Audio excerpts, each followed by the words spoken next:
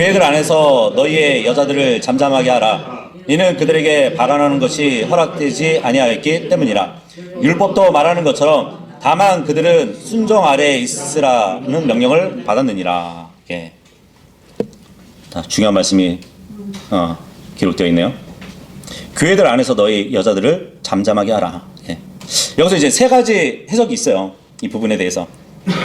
첫 번째는 여자는 이 대중의 설교권이 없다는 얘기예요. 강단에 서서 여러 사람들 앞에서 설교할 수 있는 그런 권한이 없다 이거예요. 그래서 이 표준 성경 이전 버전에 보면은 이 스피크를 연설하다로 이렇게 번역이 되어 있었죠. 지금은 발언이라고 이렇게 바꿔놨는데 사도행전 21장 39절에 보면 이제 사도 바울이 내가 백성들한테 연설하는 것을 승낙해 달라고 했을 때 이제 스피커 언투 더 피플이라고 말이 있거든요. 그러니까 그거와 같은 이렇게 문장으로 이렇게 보신 것 같아요. 그리고 두 번째는 여기서 여자들을 잠잠하게 하라 이것은 여자는 방언하면 안 된다. 네. 이렇게 해석을 합니다. 왜냐면 아까도 보니까 남자들은 방언을 하고 예, 여자들이 방언을 하면 안 된다.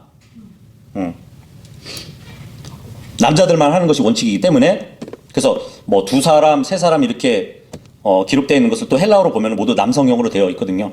그래서 바울은 여기서 여자들이 방언을 말하면 안 된다. 예, 이렇게 해석하는 분들이 있어요. 예. 자, 그리고 세 번째는 여자는 남자의 지배 아래에 있어야 한다는 것을 말한다는 것이에요. 일단 사도 바울은 교회들 안에서 너희의 여자들을 잠잠하게 하라 그러죠. 예. 주의할 것은 바울은 여자들을 향해서 직접 말하지 않고 있어요. 형제들에게 말하고 있는 것이에요. 너희의 여자들. 그러니까 너희의 아내들을 너희가 조용히 시키라는 얘기예요. 남의 아내들을 너희가 조용히 시키라는 것이 아니라 너희의 아내들을 조용히 시키라고 말을 하고 있거든요. 그렇다면 지금 여자들이 발언이 허락되지 않았다는 이 말은 뭘까요? 교회 안에서는 입 다물고 있으라는 얘기일까요? 아니에요. 여자들이 교회에서 아무 말도 하지 말라는 뜻이 전혀 아니에요. 여자들도 성도 간에 교제를 나눠야죠. 서로 안부도 물어봐야 되고 서로 위로도 해줘야 되고 그죠? 벌금 내기도 해야 되고 예, 벌금 내기도 해야 되고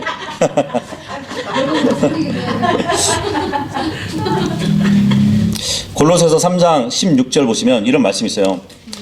그리스도의 말씀이 너희 안에 모든 지혜로 풍부하게 머물게 하라. 시들과 찬송가들과 영적인 노래들로 서로 가르치고 권고하며 너희의 마음속에 있는 은혜로 주께 노래하라. 자, 이 말씀에서 여자를 제외할 수 있을까요? 없어요. 여자들도 서로 말씀으로 가르치고 권면하고 훈계하고 양육하고 믿음의 교제를 나누는 것이 성경적이에요. 사도행전 18장 보면은 거기 프리스킬라라는 여자가 있죠. 예. 근데 그 자매가 회당에서 율법을 가르쳤던 아폴로가 있었거든요. 회당에서 아폴로가 지식이 굉장히 뛰어나요. 그래서 율법을 가르쳤던 아폴로에게 이 프리스킬라가 성경을 더욱 정확히 설명해 주었다고 기록되어 있어요. 복음을 전하고 가르칠 수 있는 능력이 있었다는 거예요. 그러니까 교회 내에서 이런 능력을 가진 여자에게 가르치지 말라는 명령은 사실 말이 안 되거든요. 로마서 16장 7절도 한번 보도록 할게요. 로마서 16장 7절 여기도 보시면 이제 사도 바울이 누구를 소개합니다. 나의 혈족들이자 나의 동료 수감자들인 안드로니쿠스와 유니아에게 문안하라. 그들은 사도들 가운데서 주목받는 자들이요 나보다 먼저 그리스도 안에 있던 자들이라. 예. 여기서 유니아는 여자 성도예요. 사도 바울이 구원받기 이전에 성도였대요. 그런데 사도들 가운데서도 주목을 받는데요. 여자 성도가. 거기다가 지금 바울이 수감자 생활을 하고 있잖아요. 왜 수감자 생활하죠? 복음을 전해가지고 수감됐잖아요. 근데 유니아도 같이 수감자래요. 그러면 유니아도 복음을 위해서 수고했던 자매라고 볼 수 있겠죠. 사도 바울과 함께 감옥에 갇힌 전도자였다는 얘기예요. 그러니까 여자들은 복음을 전할 수 있고 선포할 수 있고 가르칠 수 있다는 것은 지금 우리가 본 이 실제적인 예라고 볼 수 있단 말이죠. 그러니까 여자들이 교회에서 말하지 말라는 것은 이거예요. 너희의 여자들이라고 했잖아요. 남편의 권위나 통제를 벗어나가지고 말하지 말라는 얘기예요. 남자, 그러니까 남편들 위에 권위를 행사하는 말을 하지 말라는 얘기예요. 그래서 여자는 교회에 잠잠하라는 명령이 먼저 나오고 그 이유가 또 나와요. 그 이유가 뭐냐면 율법이 말한 것이기 때문이라고 합니다. 예. 물론 율법에 보면은 여자들이 교회에서 잠잠하라는 말씀은 없어요. 예. 그런데 순종하라는 명령은 어디에 있냐면 창세기 3장 16절에 있어요. 예. 그러니까 잠잠하라는 명령에서 끝나면 안 되고 그 뒤에 율법이 말한 것이 이것도 같이 봐야 된다는 얘기예요. 창세기 3장 16절. 예. 여기 보시면 그분께서 그 여자에게 말씀하시기를 내가 너의 슬픔과 너의 임신을 대단히 크게 늘게 노라. 너는 슬픔 가운데 자식들을 출산할지니라. 그리고 너의 열망이 너희 남편에게 있을 것이요 그가 너를 다스릴 것이니라 하셨느니라. 예. 남편이 여자를 다스리게 되면 그럼 여자는 남편한테 뭘 해야 되는 거죠? 순종해야 되는 것이에요. 예. 바울은 이것이 이제 뭐 가정에서도 문제지만 교회 안에서도 그렇게 해야 한다고 지금 말을 하고 있는 것이란 말이에요.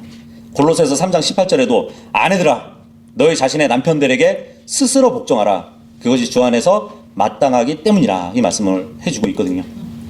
여자가 교회에서 남편의 권위 아래 있지 않는 것은 부끄러운 일이라는 것이에요. 그러니까 바울은 가정과 같이 교회 내에서도 남녀 간의 질서 그리고 그 권위의 문제를 다루고 있는 것이에요. 이전에 바울이 고린도전서 11장에서 여자의 머리는 남자니까 자기 머리에 마땅히 권세를 두어야 된다고 말을 했었잖아요. 그것이 교리라면 지금 본문에서는 여자의 행위를 말하고 있는 것이란 말이에요. 35절 예. 읽겠습니다. 시작. 그리고 만일 그들이 어떤 것이든 배우려 한다면 그들로 하여금 가정에서 자기 남편들에게 묻게 하라. 이는 여자들이 교회 안에서 발언하는 것은 수치이기 때문이라. 지금 계속 교회, 남편, 여자 예, 문맥이 그렇죠? 근데 우리가 성경을 또 성경으로 해석해야 되잖아요. 이 35절은 디모데전서 2장 11절하고 12절을 통해서 해석해 볼 수 있는 것이에요. 열어볼까요? 디모데전서 2장 11절하고 12절 그 말씀과 비교해서 35절을 해석해야 됩니다. 디모데전서 2장 11절하고 12절 보시면 여자는 전적으로 복종하며 잠잠히 배우게 하라 그러죠. 그러면 고린도전서 지금 35절에 자기 남편들에게 묻는 것이 잠잠히 배우는 것이에요. 네. 그리고 반면에 여자가 가르치거나 남자에 대한 권위를 침범하는 것을 내가 허락지 아니하노니 다만 잠잠한 가운데 있을지니라. 네. 이 명령은 교회에서 여자가 남자 그러니까 남편을 가르쳐서 권위를 행사하지 말라는 것이에요. 그것은 바로 남자에 대한 권위를 침범하는 것. 예. 교회에서 여자가 남편을 가르치는 그런 권위를 행사하지 말라는 것인데 남자에 대한 권위를 침범하는 것 고린도전서 35절에 보면 교회 안에서 발언하는 것이에요. 예. 이렇게 대입해서 보시면 해석이 된다는 것이죠. 물론 여자가 다른 여자나 교회 내에 있는 아이들을 뭐 가르치지 말라는 것은 아니에요. 가르치는 재능이 있고 성경을 잘 아는 믿는 자매들이 아이들을 가르치는 것은 권장해야 돼요. 환영해야 돼요. 네. 그리고 그 자매들의 수고에 대해서 감사하고 격려해야 되는 것이에요. 자 그러면은 지금 남편과 아내들 얘기하는데 미혼 자매들이나 과부들에게는 어떻게 적용해야 되냐고 물어본다면 그렇게 이해하셔야 돼요. 성경은 각 개인의 경우를 모두 다루고 있지는 않아요. 보편적인 것을 일단 다루는 것을 인식해야 되는 것이에요. 그래서 성경은 분명하게 어떤 경우에 적용될 수 있는 일반적인 원리를 제시하고 있을 뿐입니다. 예. 근데 만일 어떤 여자가 남편이 없다면 자신의 아버지나 형제나 아니면 교회 장로들이나 성경 교사에게 질문할 수는 있어요.